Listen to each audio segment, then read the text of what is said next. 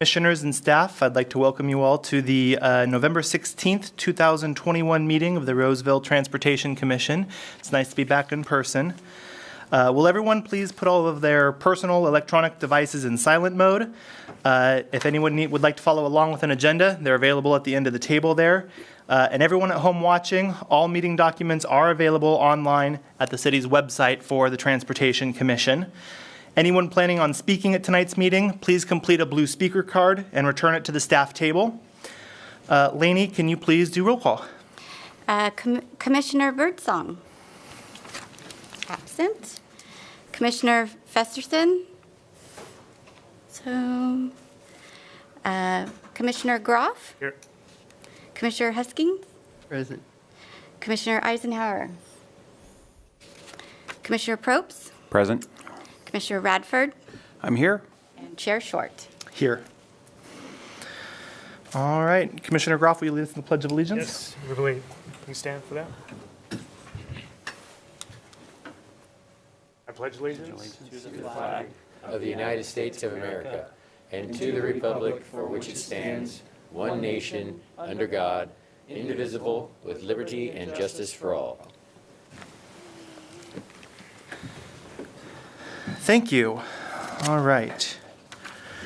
Now going to go on to item number 4, public comments. This is a time for anyone who would like to address the commission on any transportation-related item, but that is not on tonight's agenda. Speakers, please restrict your comments to issues that are within the jurisdiction of this committee, and limit your comments to 3 minutes or less. With certain exceptions, the Brown Act does not permit this commission to discuss or take actions on issues not listed on the agenda. And if you wouldn't mind, please state your name for the record. Do we have anyone here for public comment? Okay. Seeing none, I'm going to close public comment. Next item on the agenda is approval of our May 18th, 2021 minutes. I hope everyone has had the opportunity to review the minutes, and if so, could I have a motion to adopt those minutes? I move that we accept them as written. Second. Second by Commissioner Radford. Do we need to do, I forget, it's been a long time. No, we can just aye or nay. All in favor, please signify by saying aye. Aye. Opposed? Motion carries unanimously. We'll next move on to requests and presentations. I believe we have a legislative update. Mark, are you going to give this for us? Awesome. All right.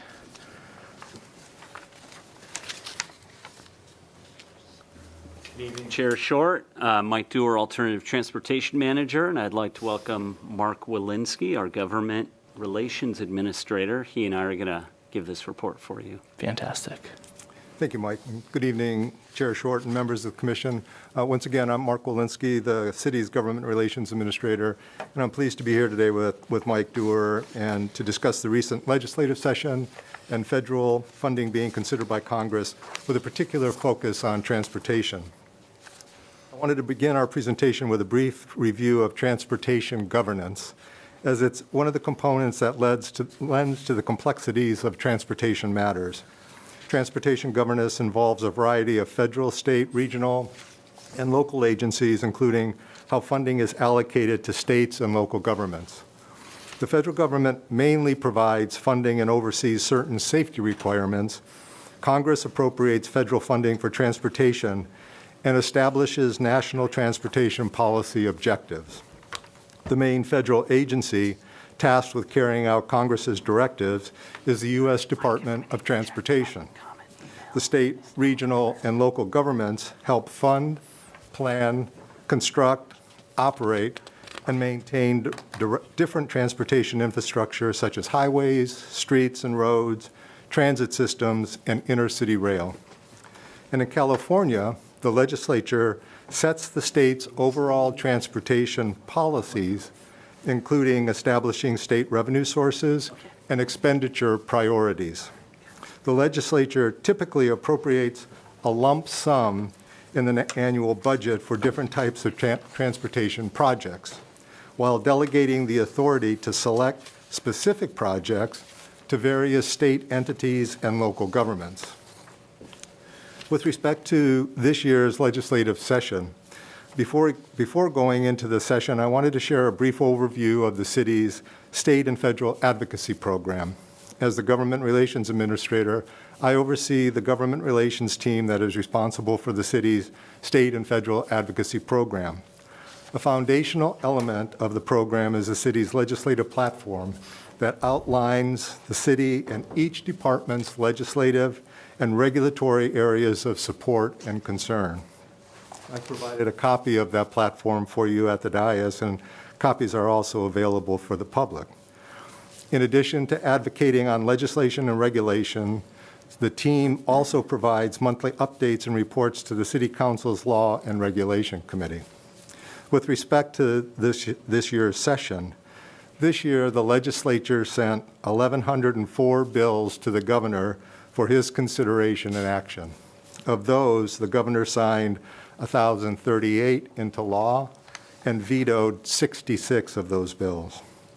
We're expecting the 2022 legislative session to be a very active session, with the legislature taking up many of the two-year bills that were introduced this year, while introducing new legislation on many issues that are important to the city, including transportation, housing, homelessness, land use, climate change, power, and water. The following is an overview of some of the bills related to transportation and that were tracked and advocated on for the Public Works Department. Assembly Bill 43, which allows for speed limits lower than 25 miles per hour in certain circumstances, such as when there is on-street dining, as there was recently on Vernon Street. The city supported this bill, and it was signed by the governor. AB 122. The city took an oppose unless amended position on this bill, as it would have allowed bicycles to treat stop signs as yield signs when there are no vehicles present. While staff didn't have concerns with this approach on residential or collector streets, staff did have concerns on this approach when entering a stop from a residential collector onto an arterial.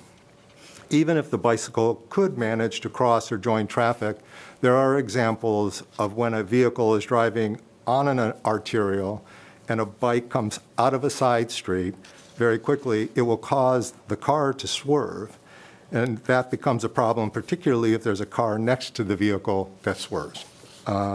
Fortunately, the governor vetoed this bill.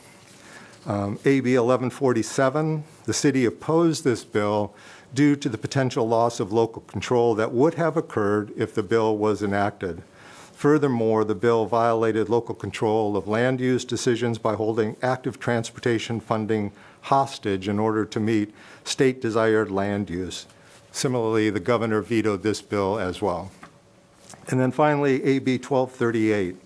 The bill would have permitted the violation of pedestrian traffic control like pedestrian signals.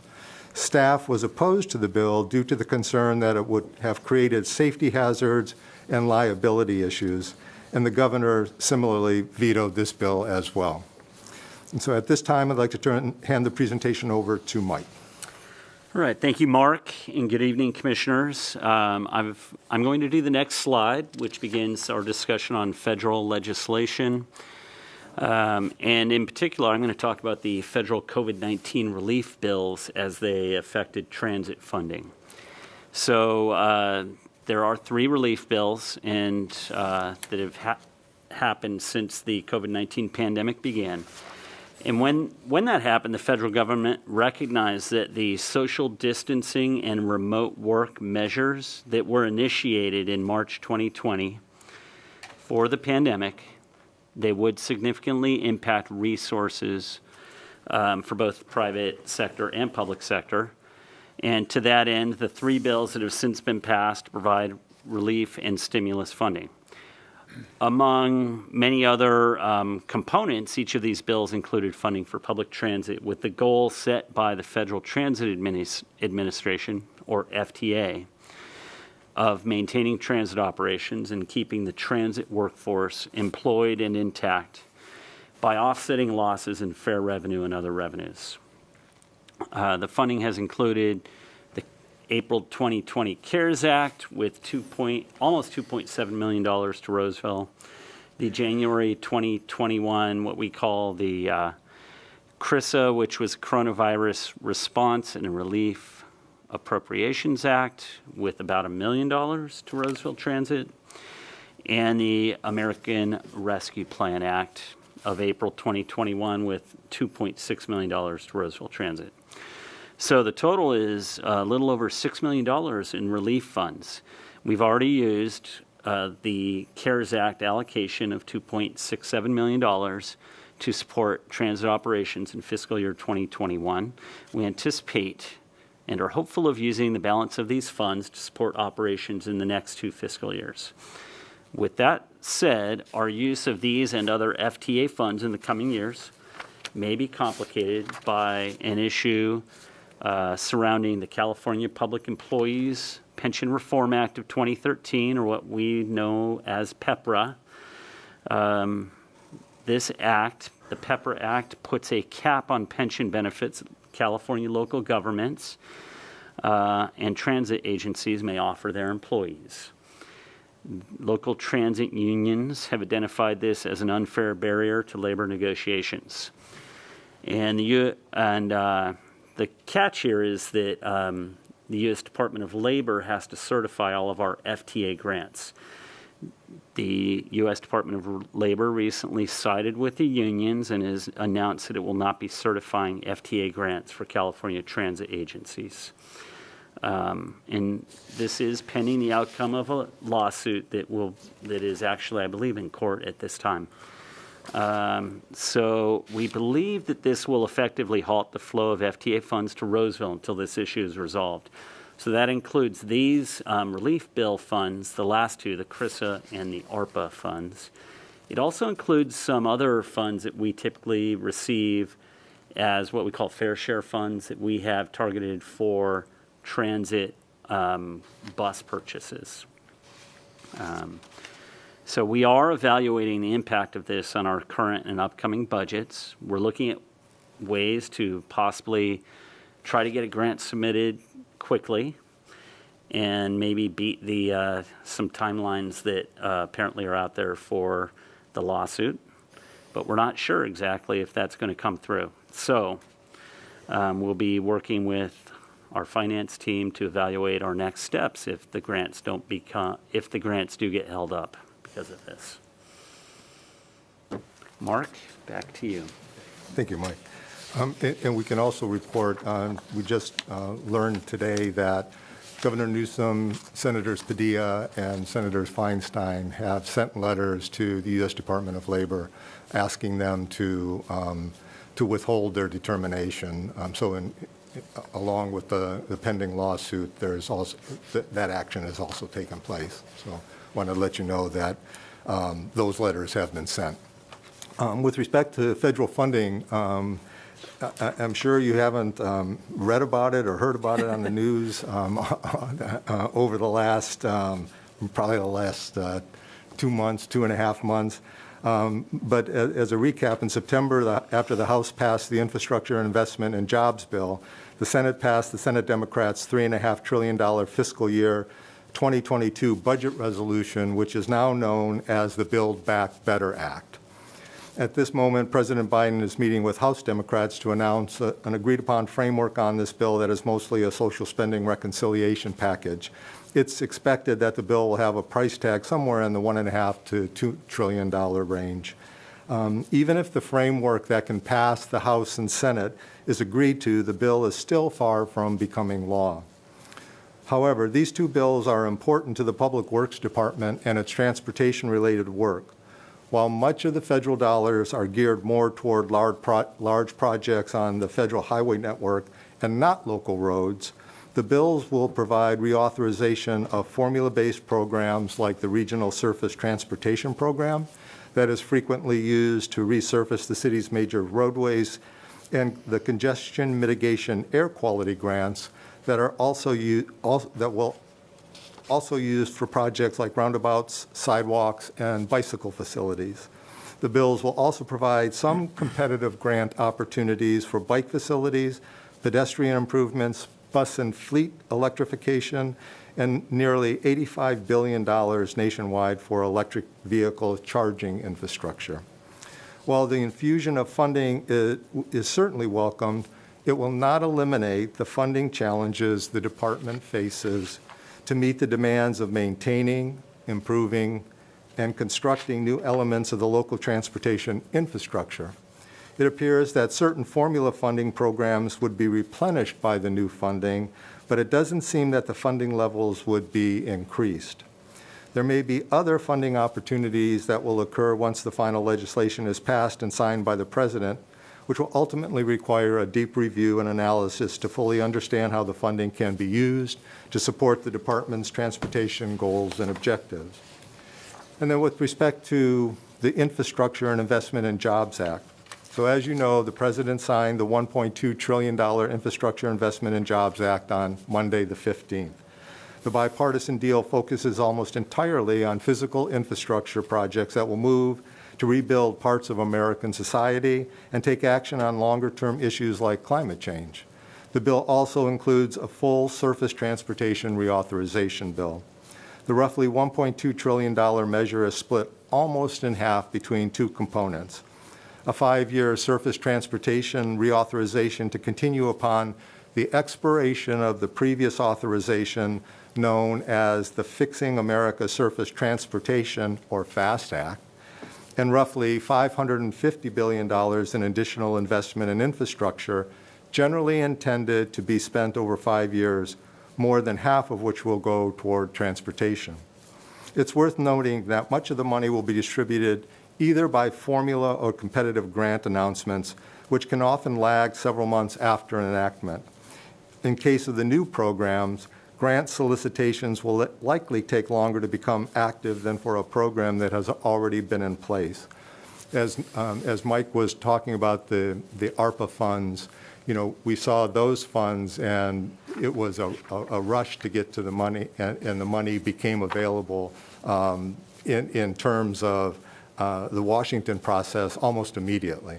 But we know that for these funds that are coming out of the transportation, the infrastructure bill, it'll take a bit longer for that before we actually see the different avenues where we'll be able to access that money and the money becoming available at the local level. So there are several new sources of funding in the bill that include the following: the National Infrastructure Project Assistance Program, which amounts to $10 billion over 5 years.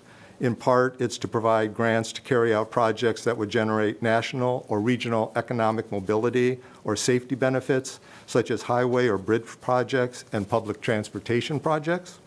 The Safe Streets and Roads for All grant, it's a new, once again, it's a new program of $5 billion over 5 years to implement local safety initiatives like the Vision Zero plan, which is a strategy to eliminate all traffic fatalities and severe injuries while increasing safe, healthy, equitable mobility for all. And the Protect Grant Program, which is $8.7 billion over 5 years. And the focus of this program is to enhance the resiliency of infrastructure assets. And then with respect to the Surface Transportation Extension Act of 2021, a bill to extend this federal highway and transit programs through December 3rd was signed by the President on November 2nd. The importance of this action is that the bill pushes the surface transportation program's expiration back to the day broader federal government funding expires, which may be in the latter part of December. The current surface transportation authorization was set to expire after October 31st, so lawmakers needed to act before November 1st to ensure funds kept flowing to state transportation departments and to ensure employees weren't furloughed. I left this slide in the presentation because we didn't know about the infrastructure bill and whether or not it was going to be signed into law. That bill was signed into law, so this action sort of has become moot. But I wanted to leave it in because I wanted to report out on it to make sure that the bill was, whether the bill was signed or not. And so in conclusion, Government relations staff will continue to work closely with the department to understand the implications and opportunities that will exist from the funding that becomes available from the federal government. And we'll also continue to work closely with the city's state and federal lobbyists to ensure the department's needs and positions on legislation and regulatory matters are understood and advocated on effectively. And this concludes our presentation, and we're prepared to answer any questions you may have. Thank you both. At this time, I'll ask the commission if there are any quick clarifying questions we have before opening it up to public comment. Seeing none, we'll give the public a chance. Is there anybody here present who would like to comment on this item? Seeing none, I'm going to close public comment and bring it back up to the commission. Anybody have any questions or comments on this item? Start on this side. Question? Sorry, I'm going to go to Doyle first. Commissioner Sorry, I Radford. didn't see it. Just a real quick comment. I know a lot of us are working really hand in hand with the other transportation agencies in the area, and I think we could collectively convey our message to Congressman McClintock and the District 4 office that we absolutely need them on board for this federal funding. And I think we're in a lot better position than a lot of areas where we have the matching funding and the brilliant minds, Jason, Mike, your team have got these projects teed up, shovel ready. So let's get these grant writers ready and let's get these projects going. I know 65, that first phase that we completed, some of us were there for that. It was basically a Band-Aid. We need to continue our efforts there to get it widened. So.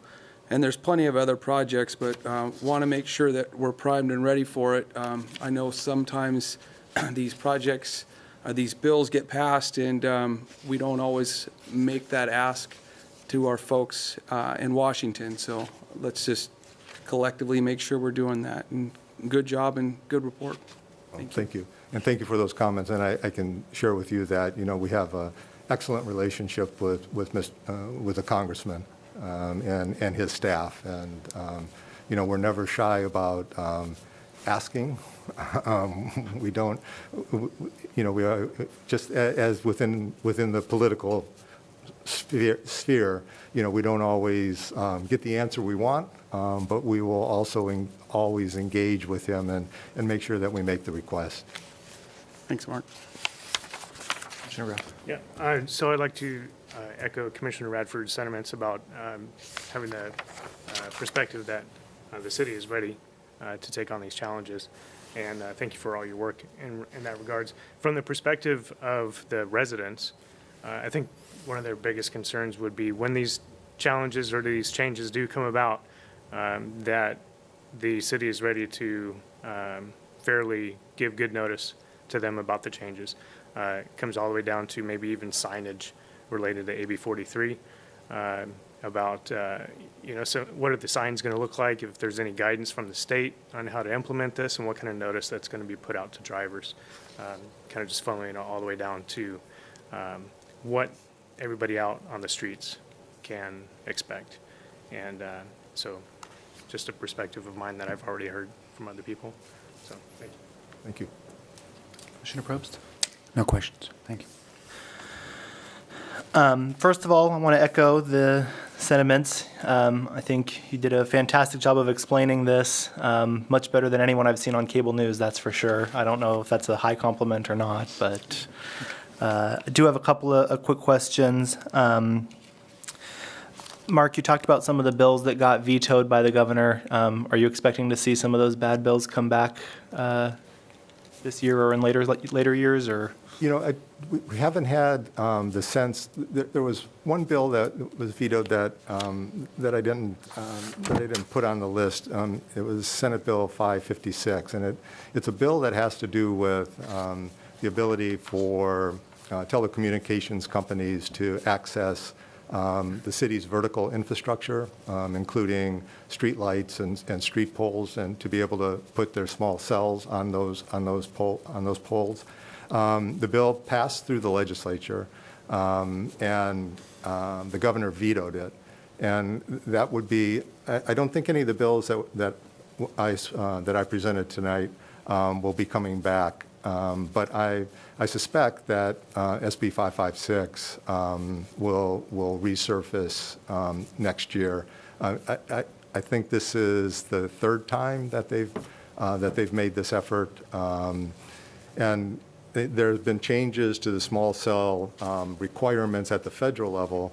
And one of the biggest challenge the reason that we were opposing the bill was because it would have created a different criteria from what the FCC is requiring at the federal level, which would have just created, just a very challenging and difficult in situation or environment for us to navigate. And so we were strongly opposed to the bill, and I would expect that we will likely see that come back in 2022. Something to keep an eye on. One more question, a little more global in scale. With all of the, as you alluded to, all of the talk nationally basically since the inauguration of President Biden on infrastructure and the infrastructure bill, is there any effort or any thought whatsoever at the state level to try to do something similar, to try to inject some state dollars into our infrastructure, or not? There is, I think, where the state is challenged right now is that there's so much money, and there are so many competing factors for it, and so I haven't heard a specific focus like there was, for instance, on homelessness, right? Where the governor, in his budget, $12.3 billion, to address to homelessness. I haven't heard or seen that same kind of singular focus around transportation-related items. That's not to say that it can't happen, because, the expectation at this point is that next year the state will have another surplus. It's setting, if you read the reports and where things are trending, that's what the expectation is. So that's not to say that it couldn't happen in 2022. I just haven't seen it at this point. Okay. Thank you. Again, excellent presentation. We appreciate you coming. Thank you. That was an informational only item, so we will move on to item 6.2, the Roseville Transit update.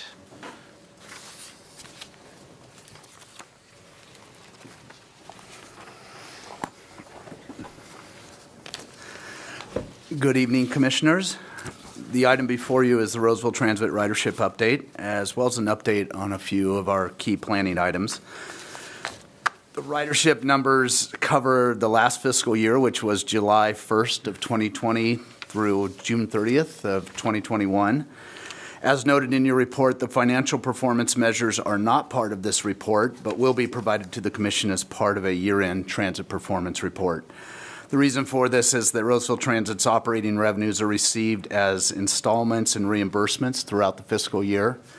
And because of this, ridership numbers are received sooner than revenues, which prevents staff from determining actual revenue statistics until later this year. So the first slide in front of you provides a quarterly comparison of last year's fiscal year numbers compared to the previous year. As a reminder, Roseville offers three types of service: dial-a-ride, commuter, and fixed route.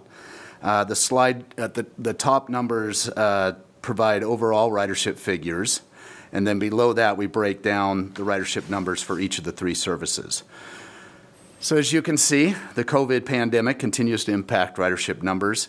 The state stay-at-home order went into effect in March 2020 and was lifted in June of 2021. So this means that the stay-at-home order was in effect for almost the entire fiscal year. While the fourth quarter ridership numbers have improved over the previous year's numbers, the numbers are still significantly lower than the previous year. And as we look a little further into the numbers, you'll see that the dial-a-ride and local service is only down about 30% from the previous year. However, the commuter ridership continues to be significantly lower. Roseville Transit's commuter ridership relies heavily on state workers commuting to Sacramento. And at this time, most state workers continue to work remotely, which results in much lower ridership Staff continues to monitor the state's return to work guidance. And at this time, the initial input is that the state will allow each department to set their own rules as far as when employees return to work. Overall, though, the state continues to encourage their employees to work remotely until further notice. The next slide provides just another view of where the ridership stands compared to the previous years. You can see the first three bars are mostly pre-COVID numbers. You can see there has been a slight uptick in each quarter that signifies increased ridership. I was able to include the first quarter of the current year as the very last bar there to give you the most updated numbers. And as you can see, our last quarter numbers were the highest since COVID began impacting ridership.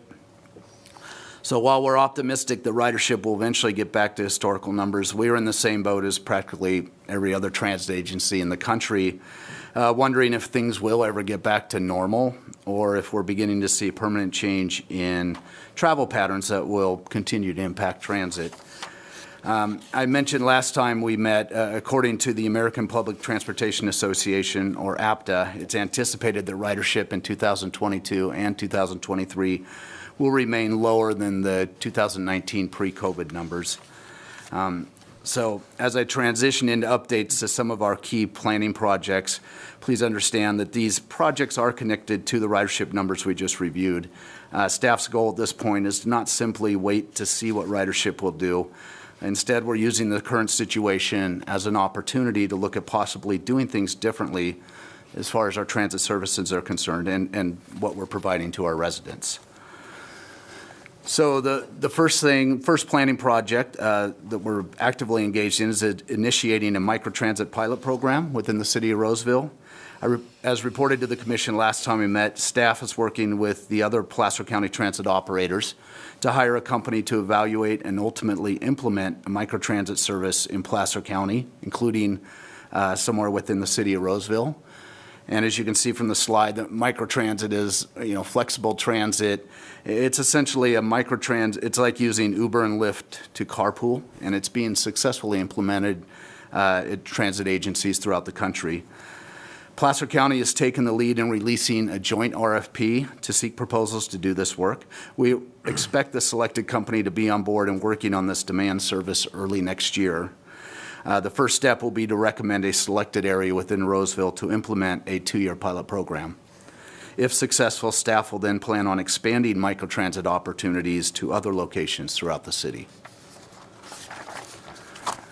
The next project, another key project, is the South Placer Express project. As I shared with you last time we met, this is weekday bus service that will provide service every 30 minutes between the city of Lincoln and the Watt I-80 light rail station.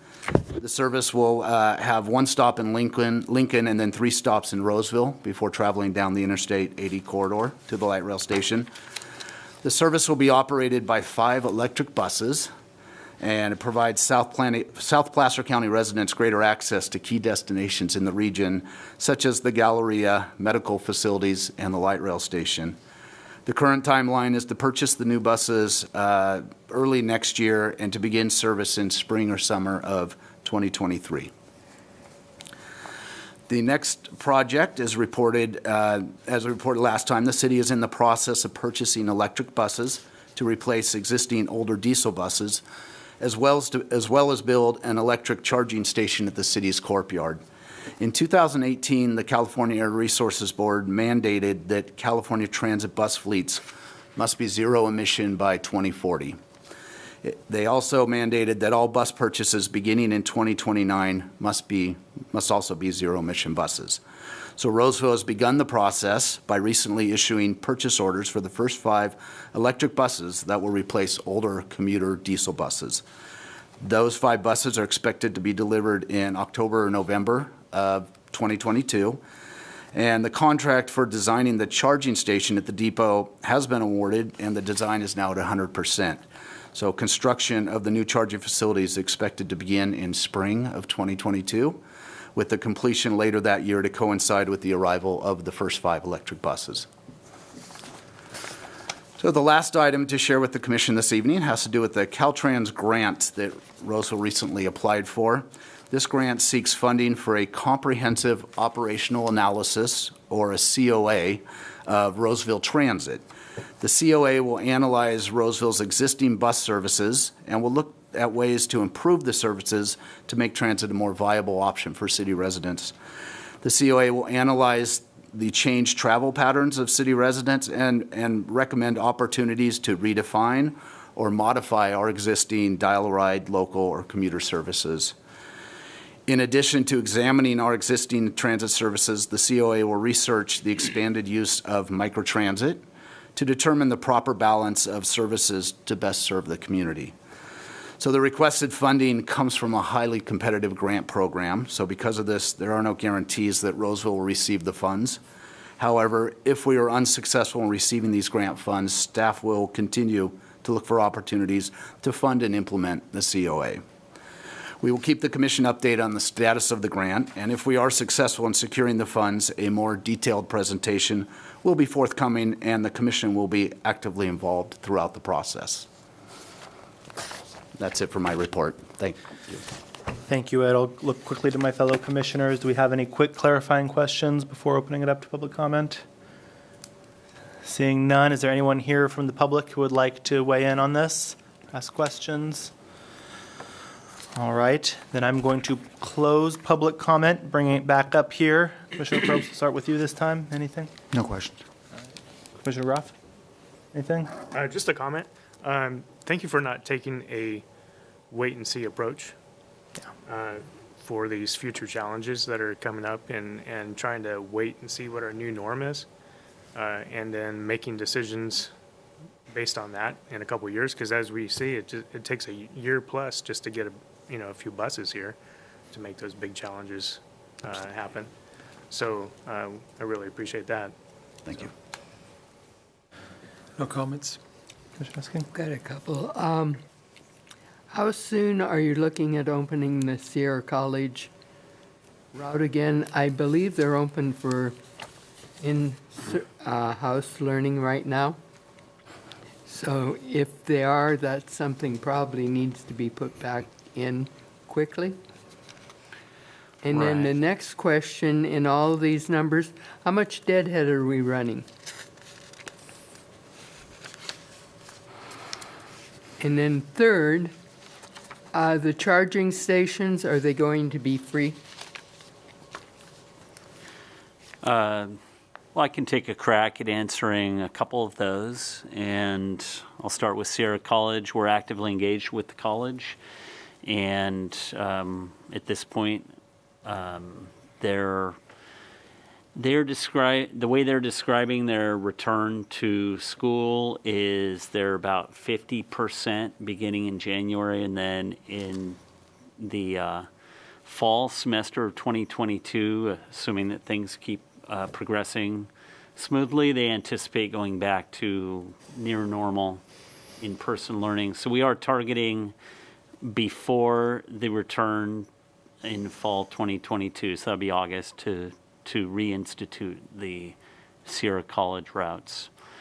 So it could be a little bit earlier than that, but that's our, the date for sure that we'll be back there. And we're actually working with them on trying to identify opportunities for co-marketing, their return to school and the availability of buses.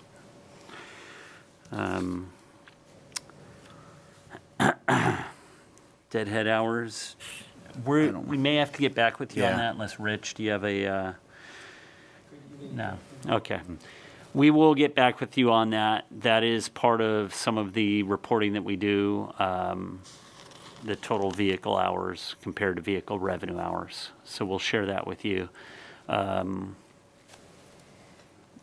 we'll make sure when we do the full year-end report, which will be our next meeting early in the coming year, that we'll have that for you. And we could send that to you in advance if you'd like, Audrey. Thank you. Yeah. What was the last question? Will the charging chargers. stations be free? Yeah, so the charging station project that Ed referred to is at the city's courtyard, and it really is intended only for municipal vehicles. So it will be for our buses only. It won't be available for public charging. Thank you.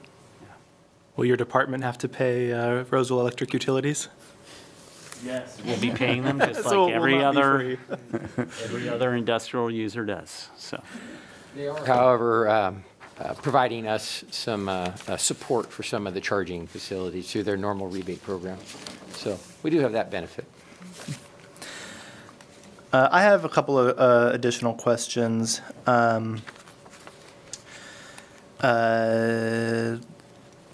Appreciate that you're tracking the state on when they're reopening, because obviously that's going to have a big impact on our commuter bus. Have we heard, I mean, it almost seems ironic that like the Department of Transportation isn't back in person yet, but are we hearing any sort of messaging from any of the agencies that, for instance, January 1st seems like a natural date, or is everything still pretty up in the air for everyone? What we heard is, I believe Someone we get Mark heard that back on new the phone? guidance would be released near the beginning of the year, but then that's kind of the top-down guidance, so then each department will need to implement that. So having recently ridden one of our commuter buses to downtown, I can tell you that the courthouse, they're operating seemingly normally, and so we had a lot of customers that got off at the courthouse stop. But it was slim pickings after that. Yeah. And then the South Placer Express, which, you know, not to knock the concept by any means, I'm fully supportive, but I'm a little curious as to why we are anticipating an early 23 start date when we're not doing the comprehensive operational analysis. Probably won't be completed before then. Seems to me before starting something big like that, wouldn't we want to have a pretty good understanding of where we're going to be, or are those separate enough to not be affected? Well, I would say that the comprehensive analysis will evaluate the early results of the South Placer Express if they're in, but that project is envisioned as a regional pilot program to see the demand for transit from the Lincoln community to our public health service providers, Kaiser and Sutter, and also to light rail, and then also as a potential way for people at the hospitals to get to work. And so it's been identified as an important pilot project regionally, and something that we've already received grant money to begin and operate, both buy the buses and operate. We have grant money for. That makes sense, and you know, I see all the reason in the world in, you know, these times to have the bus from Lincoln down to our healthcare operators. I think it's the southern leg of it that I'm a little more skeptical on, just given our current situation with the commuter bus. If that will be the best time to begin a new service down in that direction is where I'm really coming from. So I don't know if there's flexibility on that portion of it compared to the rest, or if we're going to do it, we have to do the whole thing. The service that we're proposing is what was proposed in our grant application, so we will be testing that out. By going to light rail, it will enable people to go to downtown, but it will also open up transit choices to other areas in Sacramento. And there was also a desire by the medical community in Roseville to be able to get from one hospital, and let's say in Roseville, down to one of their hospitals in Sacramento without having to take single occupancy vehicles. So providing this bus service, which will go to both of our major hospitals, will allow people who work there to get from one hospital to the other without driving their car. So that was kind of part of the pressure for the region to look at something like this. Yeah. Like I said, absolutely a good cause. I'm not opposed to it. It was just a timing question from my perspective. And then my last question is on the microtransit. This is something I've been interested in since I've been on the commission. Ed, I think you said that you're looking at some of the other jurisdictions that are implementing this successfully. What does a successful implementation of microtransit look like? I mean, I understand the Uber Lyft concept, but is it a city app that does it? Is it reimbursement to those other companies? What does this look like? As far as a successful implementation, I mean, it goes right to the ridership. I mean, we're trying to get more people out of their cars and onto, whether it's buses, vans, however it's implemented. We'll be definitely looking at that, providing more flexibility for the riders, whereas, currently you may have an hour or 2 hours, wait between buses. We're trying to provide more flexibility for more frequency or more frequent service.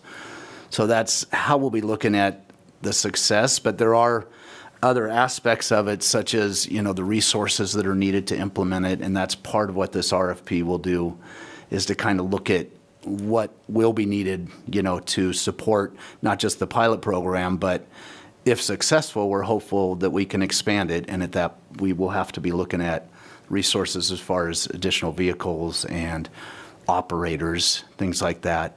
And I think a lot of it is envisioned to be, through an app, but we would definitely have the ability for people to call in and make reservations as if, call our call center, because not everybody has a phone and has an app. So we need to be sensitive to that as well. And is it typically operated through those third-party companies, or is there a city car that would operate similar to that and get people kind of that last mile to the bus stop? I mean, it's usually it's usually the app that runs it, but we would oversee it, I guess. So we would be using some company's app or a company's app that has successfully implemented this, but we would oversee it. So we'd make sure we could control, the ridership. And like I said, being able to call in is very important versus just being able to use your phone. I wanted to add that we anticipate using city vehicles and contract drivers. Okay. Because our vehicles are equipped with accessible features, and so that's an important factor involved there. Although there are other agencies that have used vehicles from the provider of the app as well, but we just anticipate buying the app. And then last question for me. You mentioned that the pilot program is going to look at a Roseville location. Do you mean a part of the city that will be eligible for that microtransit, or do you mean one of our main transportation hubs is going to be the place that they can go to? What can you explain a little bit more clearly what that pilot program is going to look like? I think what we're looking at is a specific area within Roseville, and we have some possible locations like that we would discuss with whoever's hired. But for instance, the Maidu area, East Roseville, that would be maybe an area. We haven't defined the parameters of what it would cover, but it would most likely connect to at a key transfer location. But you would establish the parameters, so it could be like East Roseville. We've also looked at West Roseville, just because it continues to grow out that way, and we have extremely limited bus service out there. So, but we would rely on the company that's hired to also analyze and suggest to us what they think would be the most successful program or location for the pilot program. That makes sense. Yeah. All right. Well, thank you very much. Appreciate you coming. That was also an informational item, so no action is required. We're going to move on to item 6.3, a very hefty active transportation update. Oh, and I'd like to introduce to you all Allison Winter, Alternative Transportation Analyst, who will be giving this report. Thanks, Allison. Hey. Good evening, Chair Short and Commissioners. The purpose of this presentation is to provide an update on active transportation activities. This report includes events held since April and provides updates on bikeway development. During May is Bike Month. On May 5th, Bike to School Day was celebrated at Riego Creek Elementary School as part of the International Day of promoting Safe Biking to School. School staff and volunteers led routes to school along with support from motorcycle officers. City staff was present at the school with giveaways, and all teachers received T-shirts to wear for the day. Also during May, employees at local bike shops received T-shirts to promote May is Bike Month. Bike shops also received updated Share the Trail information, bike maps, and bike-themed socks to raffle off to employees.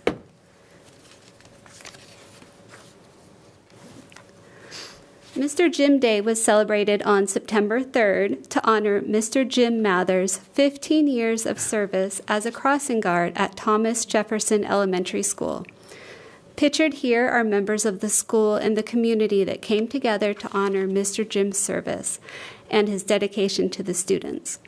To recognize his service and showcase the importance of crossing guards, the school declared September 3rd as Mr. Jim Day. The City of Roseville currently has 21 paid crossing guards, 4 volunteer crossing guards that cover 17 locations within the city.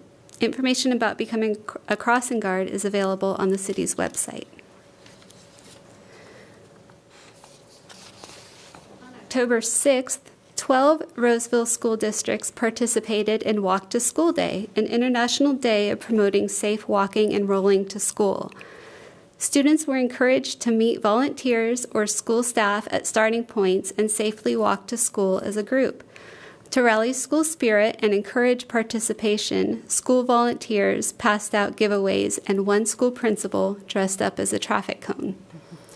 Walk to School Day and the previously mentioned Bike to School Day were organized as part of the grant-funded Safe Routes to School program. On October 9th, the City of Roseville held its 28th annual Bike Fest event with help of local sponsors to promote safe biking. This was a drive-through event that took place in downtown Roseville next to the Civic Center. More than 530 people attended the event, and there was strong participation from families with children that live or attend school in Roseville. Pictured here are most of the 40 Bike Fest volunteers, which included city staff, members of local businesses, and high school students. The volunteers fitted helmets for people of all ages and gave out 520 free helmets.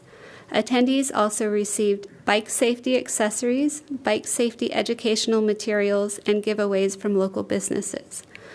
Promotion of the event was provided through the City of Roseville, Roseville school districts, local news stations, local businesses, and word of mouth. Moving on to the Share the Trail update. City staff developed a new Share the Trail stencil design to help show travel directions on the trails. The new pavement markings and additional signage are gradually being added to current trails. The work is scheduled to be completed in 2022. The Alternative Transportation Division also completed a new Share the Trail video to educate trail users on how to safely share the trail.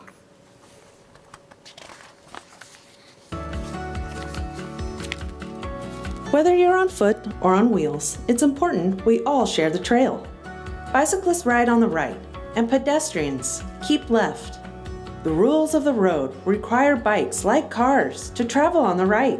This also applies to our trails. Stay in the proper lane so you aren't surprised by the traffic behind you.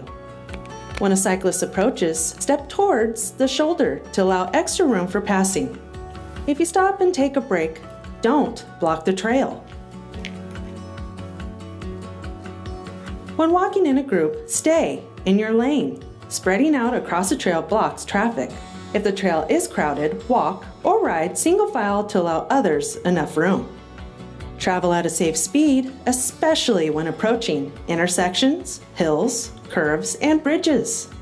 Trails are designed for leisurely rides. Choose some of Roseville's nearly 100 miles of on-street bike lanes if you prefer to ride at higher speeds. Pass with care. Keep your dogs under control and on leashes no longer than 6 feet. Even if friendly and well-trained, unpredictable pets and long leashes create a hazard for others. Stay alert to your surroundings. Stay aware of what and who is around you. Thanks for doing your part to make our paths a safe place for everyone. See you on the trail. Learn more about trail planning, events, and other news by visiting roseville.ca.us/bikeways. And this video is available on the city's website. As of October, approximately 0.75 miles of Class 1 trails were constructed this year, and 4.25 miles of trails are under construction or scheduled to start construction in 2022. This map, which is included as Attachment 2 in your agenda packet, shows the location and the status of these trail segments. The upper left-hand corner of the map shows the new trail under construction in Creekview. South and east of Creekview, new trail segments in West Roseville have been completed, and other segments are under construction. In the southwest area of the map, you'll see a new trail segment is under construction in Sierra Vista. And towards the center of the map, a new trail is under construction in the Campus Oaks area. And in the lower right area of the map, construction is underway for a 1-mile trail between the Union Pacific Railroad and All America City Boulevard as part of the Washington-Andorra widening project. In addition to these Class 1 trails, city staff continues to work with the development community to install Class 2 bike lanes on arterials and collectors. There are many Class 2 bike lanes in the West Roseville, Sierra Vista, and Creekview areas. The 2022 Active Transportation Outlook includes active transportation plan updates, including the bicycle master plan and pedestrian master plan, bike trail resurfacing starting in summer of 2022, bike trails in the West Roseville growth area, Highway 80 and 65 overcrossings planning, and continued work for Dry Creek Greenway Phase 1 design, Phase 2 planning, Safe Routes to School program activities, Bike Fest, and May is Bike Month. This map shows the location of the bicycle and pedestrian overcrossing study areas, which include 2 locations on SR 65 and 1 location on I-80. And this map shows the Dry Creek Greenway East, Phase 1 and Phase 2 segments. Phase 2 starts just west of Rocky Ridge, goes under Rocky Ridge, and continues to Old Auburn Road, where a new undercrossing is planned as part of the project. And this concludes my presentation. Thank you. Thank you. Go to the commission real quick. Any quick clarifying questions before we open it up to public comment? I'd like to thank you for the markings on the trails or the stencils.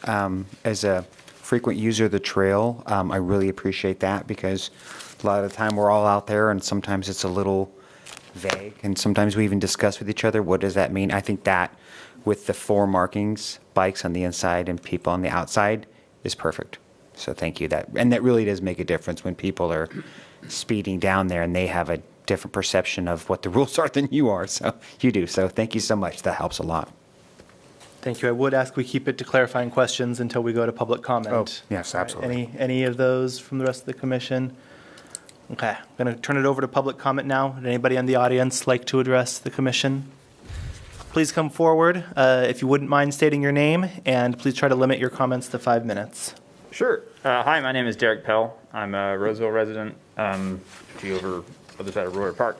Thanks very much for the presentation, and thank you, commissioners, for being here. I had a couple just comments on that. It was really thorough and really exciting to see everything that's going on with active transportation. Bike to school and walk to school days is awesome. I have a 9-month-old, and I would love to do that sometime, and it would be cool to see how we can take that from a day to a year and, every day. Maybe some of the new funding that was previously mentioned in the new bills that have been passed. Excited about a number of the items that you discussed. The stencils are great. Using the trails definitely can be it helps having the rules clear. And the master plan updates, excited to hear about that. I think these master plans are from 2008 and 2011, and the city is a bit bigger and has changed a little bit since then. So excited to see that, and really just encourage everyone to get involved in that. I was also excited about the highway crossings. Highway 65, crossing that on a bike is treacherous at the best of times. And so really excited to see that. Thank you. And also some of these planned Class 1 trails. It's exciting to see the development that's happening. I'd encourage all of us to think of active transportation as just transportation, not necessarily just recreation. We need to figure out how to get people from their home to work and shops and where they want to be without having to get in a car. Traffic's an issue. If you don't have to get in the car to be somewhere, you're not part of the traffic, which is great. I think to help that, addressing discontinuities in the system, local discontinuities really affect the overall efficacy of the bike system. I bike to work over on Foothills, and there's a portion where the bike lane just disappears, just for 10 meters or so. But that makes it just incredibly painful, and I've been biking for 15 years, and it's scary to go through that section. I want to bike my son to his daycare. There's no way I'm doing that. I'm not going to ride on Foothills with a kid, because paint is not protection. I can't do that. I can't justify that. As much as I want to, I'm going to be part of the traffic now, which is unfortunate. Additionally, there's lots of awesome development happening in Roseville, especially in the downtown area. There's the Oak Street projects happening, the old courthouse, the old post office. Really excited to see a lot of this happening. And I find one of the issues is getting, across, one of these discontinuities, getting across the train tracks. In order to get from, if we're at, say, the new building where the old post office is, if you want to bike across the trains, bike to the other side of the road, either you go a mile out of your way down through the Sierra Vista neighborhood, you illegally bike on the walkway through the tunnel, or you do as I do every day and take your life in your hands going in the traffic lanes under the tunnel every day. Addressing these discontinuities can really improve the efficacy of the system. It can improve people's experience with the system, and just in general, a lot of these projects, I know there's the ability to build less parking because you're close to transit, like the train tracks, like the train station, which is the other side of the tracks. So helping people get there, is important. With that, I just want to thank you for hearing me out. Appreciate your time. Appreciate the presentation. Really great. And thank you all again. Thanks. Thank you for coming, and thank you for those comments. Anybody else from the public wish to address the commission? Would staff like to address any of those comments?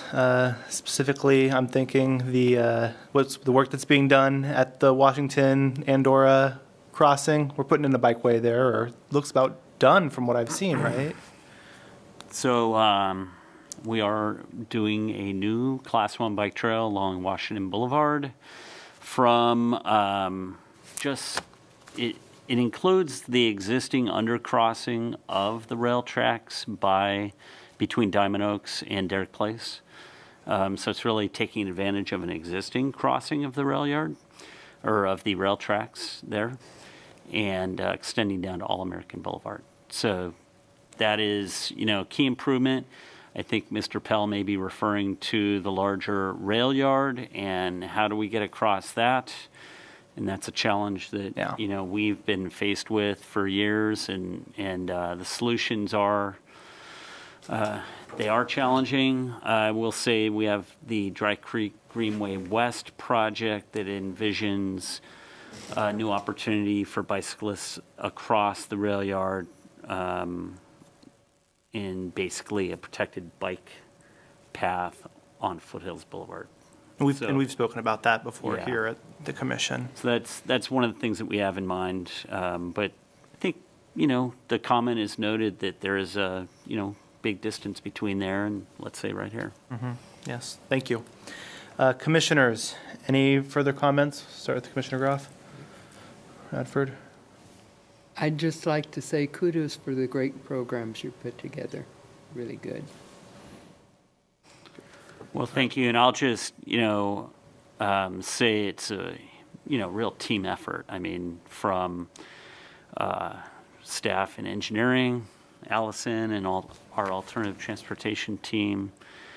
We get assistance from the Parks Department sometimes and Police Department for sure. So there's just thanks to go around to them and many others. Absolutely. Commissioner Radford? Allison, thank you for your presentation, and to really echo what Commissioner Probst and Derek was sharing, I really am encouraged to see the Share the Trail sign. It's amazing how many people are ignorant or they just really don't care. And I would always, hey, you're on the wrong side, and they just look at me like, don't you know who I am? And I want to be like that that kid that just, it's right there. So the trailheads are very good, and I'll tell you what, Roseville is terrific about posting it, but having it there, it's pretty tangible. It's kind of hard to ignore. I did have a suggestion on the video as somebody who, like Derek, also uses the trails with his family. About every other time I'm stepping in some canine excrement. So maybe in the video on the segment about your dogs, please dispose of their number 2 in a trash bin located at the trailhead. And very good about, there's always baggies there to pick it up, but plenty of people don't do that. And when I see it, I shame them. But they don't really seem to care too much. But I noticed that with the signage, it's tough to ignore, and I did enjoy the video. But that would be the only thing that I might suggest is something about the dog you do. And other than that, I am too excited to see a lot of projects, and to piggyback on what Derek said, I too would like to see the trails really get some continuity there. Everybody in this room feels that way, brother. We've been working with the county. Some of us sat on the Parks Commission. We collectively have the trails. They're technically part of the parks. We want to see this, and our staff does a terrific job listening to us and putting those things into action. So, and hopefully by the time my kids are in college, we'll have that continuity, and we're working hard to make sure that happens. So thank you for your comments, and thank you for the presentation, staff. Any further comments? Oh, no. Okay. I agree with pretty much everything that's been said. I have one additional thought came to me during the presentation. When our Parks Department, which is also fantastic, opens up a new park, they have a big gathering and invite all the neighbors out, and the city council comes out and makes speeches and whatnot. Have we ever thought about doing anything like that to try to raise awareness for our new trails as we open them up or expand them? I don't know if it does help get the word out. It might be something to talk with the parks people about, but I don't know. I happened to go to a park opening a few months back, and after seeing the presentation, made me think it might be a good way to get, because we are doing a lot of good work in the new growth area and building stuff out there. So just a thought I had. Thank you. And I will say we have done that periodically for trail projects, oftentimes city projects. So we will keep that in mind. The county does it. For the larger ones, county does it. Yeah. Good. So we have to do it. Absolutely. The one up them. Just kidding. All right. That was also just an informational item. No action is needed. So we are going to move on to item 7, commission and staff reports. I will begin up here. We'll start over here. Commissioner Probst, anything to report? No reports. Groff? Commissioner Radford? I just want to say it's great to have the meeting in person again. It's great to see the members of the public here and staff. Great job on keeping us safe and keeping our roadways moving. I'm looking forward to another meeting soon, I hope. Thank you. I do have one question. Are our lights still set up where your maximum wait should be only 2 minutes? Yes, they are. We are looking at increasing some of the cycle times on some of our bigger roadways like Roseville Parkway in front of the Galleria. We're working on a widening project there right now. We're working on designing it where we're going to widen that roadway. We need to increase the left turn pocket lengths because the longer the cycle length, the longer people have to wait in the left turn pockets. So we need more storage. But we just need more time to get the through traffic through. It stacks up so far, and the longer the queue is, the longer it takes to get them through that intersection because it takes people, perception reaction time. They got to recognize the screen. They got to start moving forward, accelerate. But we're at that point. Historically, since I've been here, and I've been here for 26 years, and I started doing signal timing in the late 90s, 2 minutes was our max. We didn't want to go over 2 minutes. But I think the time has come where we've gotten big enough where we have to consider, in some instances, going to 2.5 minutes, maybe 3, but we'll start with 2.5. Yeah, exactly. Well, it doesn't mean you will wait that long. It just means you could wait that long. And there's still going to be, our coordination is responsive coordination, which means we have detection on all approaches. So it's not just fixed time. We have detection on all approaches, and if the through streets gap out in an appropriate time, we can serve the side streets and get back to the through streets. So we do that occasionally. People will call in and complain, hey, I got skipped. The left turn went, and I didn't get to go. That's because of the way signal timing works for coordination. You can allow certain left turn movements to go without allowing the through movements to go because it takes too long to get back to the coordinated directions to receive the queue of cars coming from the previous signal. So it's very complicated, but we are looking at whatever we can do to make people's drive around the city more pleasant as we continue to grow. Also, I live on Oak Ridge. Getting out of my driveway when it's school time, people are going 55, 60 miles an hour. Might take me 5 to 6 minutes to get out of my driveway. It's a freeway. I'm happy that the bridge is open. Great job. It looks wonderful. When we had the rain, I thought, okay, we're not going to flood. That's a good thing. But now it's a gun barrel. And those moms taking those kids to school, they don't look one way or the other. They just go. So that is the problem. That road has been a challenge for many years. We've done some things with striping the parking areas, trying to narrow the lanes down and stuff like that. But I'll have a talk with our police department and see if we can get some people out there to do some education. Because the road is much wider now. Time for education then. All right, I don't have anything to report today. Anybody on staff have additional reports? I don't have any reports for you. All right. In that case, we have reached that time, the opportunity for someone to make a motion. Does anybody want to make a motion to adjourn? So I'll move, Mr. Chairman. Second. A motion and a second. All those in favor? Aye. Aye. Opposed? Thank you all. Appreciate everyone being here. Look forward to seeing you soon. We are adjourned. Happy Thanksgiving. Thank you.